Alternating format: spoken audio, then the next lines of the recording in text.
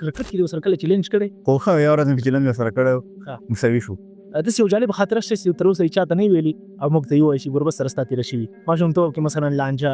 نو هغه په کوچنیواله کې جنګونه ډېر کول نو هماغه د ده سختي د دغه جنګونه د دغه کلک هوډ هماغه و چې دی دغه ځای ته راورسولو دی چې کوم شي ته ووایي دا کار کوم نو دی بیا هماغه ځای ته ځان رسوي. کله چې رحمان الله ګربز افغانستان ته راځي او بیا د خپل والد صاحب سره مخ کېږي د خپل کورنۍ له غړو سره مخ کېږي ډېر جالب حرکتونه کوي موږ یې په ویډیو کې ګورو. دی د ګربز طبیعت دی که نه بعضې وخت داسې کوي؟ بالکل ګربز چې دی هغه تاسو ته معلوم دی بهتره هغه یو پن انسان دی هغه په عادي ژوند کې یو ډېر خوشحاله انسان دی هر چا سره داسې دی. کرکټ کې د ورسره کله چیلنج کړی؟ چیلنج خو ما ځکه مې سره کړی چې د هغه کرکټ ما کرکټ ډېر خوښ دی ځکه زه اوس په دومره لیول کې نه یم خو ښه یو ورځ مې فټنس کې چیلنج سره کړی مساوي شو.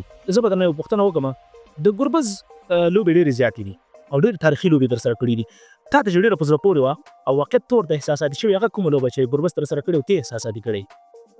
ګربز خو ماشاءالله ډېرې ښې لوبې کړې دي ټوله دنیا ته معلومه ده. هغه یو لوبه چې پاکستان خلاف د 1.5 سال وکړل او بدبختانه افغانستان وبایلله هغه لوبه زما دپاره ډېره یو خوشحاله لوبه وه چې ګربز پکې پرفارمنس وکړو او خفه دې کړم چې لوبه مو وبایلله. او په خپله کله چې ستا لوبې په لیګونو کې ګربز درته څومره لارښوونې کوي چې څه وکړه څه ومکړه؟